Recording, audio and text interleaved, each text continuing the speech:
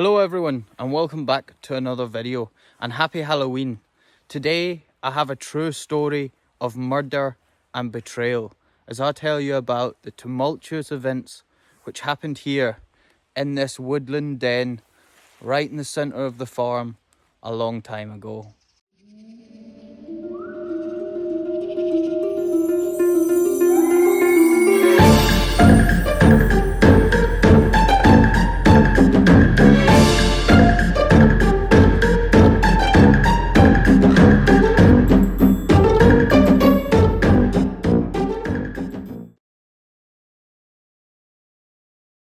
Make no mistake, this is a true story which I'm about to tell you, and it is well documented.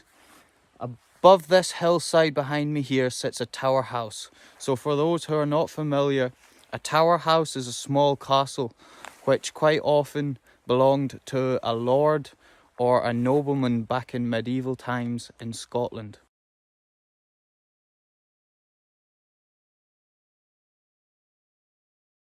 In 1682, this particular tower house belonged to Baronet Sir Alexander Lindsey, who lived there with his wife, his 2 sons, and his 3 stepchildren. The true story that you're about to hear, which happened right here in this woodland den on the farm, centres around his second-born son, Thomas, and his stepson, James. Both boys were around 18 years old at the time, and they were rumoured to have been pretty good friends. They had grew through their teen years together. They were often seen going around and exploring together.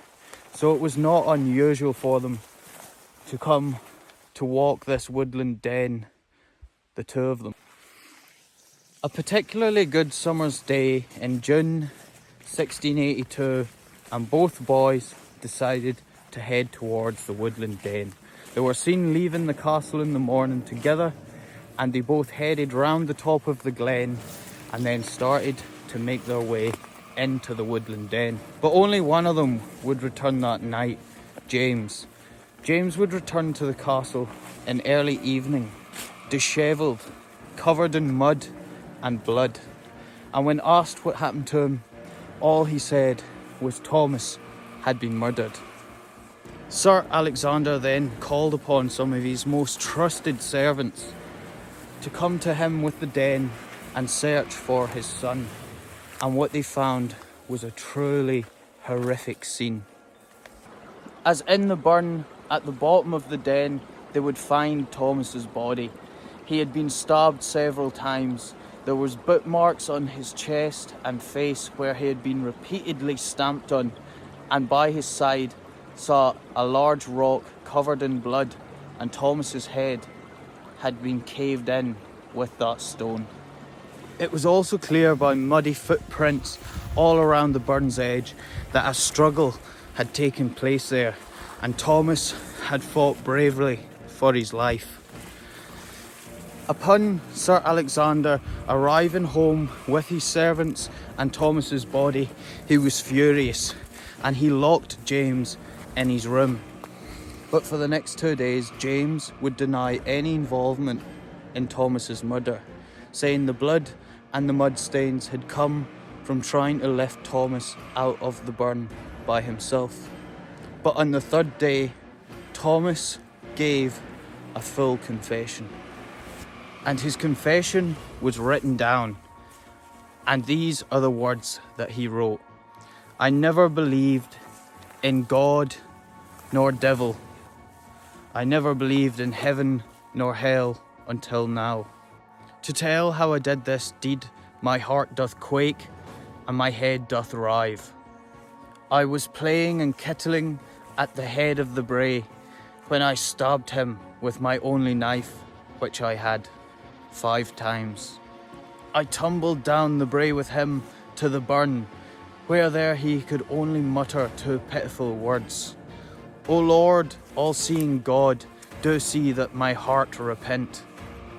James admitted to stabbing Thomas 5 times, and then a struggle caused the both of them to fall down the brae together. There at the bottom Thomas's body had rolled into the burn. James, not yet satisfied, started to stamp on Thomas's chest and head, and as if that wasn't enough, he then picked up a heavy rock from the bottom of the burn and dashed it across Thomas's head. Sir Alexander was furious.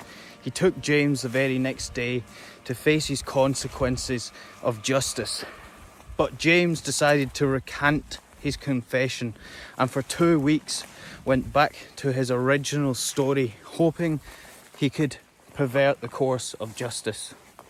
However, after 2 weeks, James stood up in the court with tears in his eyes and confessed everything once again, proclaiming to the court that he wanted to be right with God and confess his crimes. James would then be taken to the High Courts in Edinburgh, where again he would confess his crimes, but by shock he would confess another crime. The crime of intentionally trying to set fire to Harry Graham's writing chamber earlier that year in Edinburgh. This was a shock to the court and quite a spectacle, because at that time intentionally setting fires in a township was a crime worse than murder. It was considered treason, because at a time where most townships were made heavily of timber, if a fire had took hold, it could burn down whole streets or whole parts of cities. And at that time in Scotland, anyone committed of treason, their direct descendants would also be disinherited, meaning his mother and 2 sisters would never have the right to his stepfather's inheritance. James was convicted of both crimes, and on August the 4th, he was sentenced to death by beheading. This would set in motion and be the first of a series of unfortunate events that would happen to the Lindsey family. Eventually, in 1799, the last surviving family member would die by drowning. The castle that sits atop of the hill would lay vacant, their lands sold off by the crown, and the castle would go into a state of ruin and disrepair. And many still question James's motives. Had he grown resentful of his stepbrother? Had his stepfather always treated his own children better than he treated his stepchildren? Had an argument started between the 2 boys which grew out of control, and James couldn't control his anger? Or did James suffer some sort of mental illness? Or was James's story true? Did someone else murder Thomas, and James took the blame for someone else's murder? But even today, people have accounts of strange happenings in this woodland den. Raised voices on the wind like 2 men having an argument. Others say they hear footsteps approaching behind them to turn around and no one's there.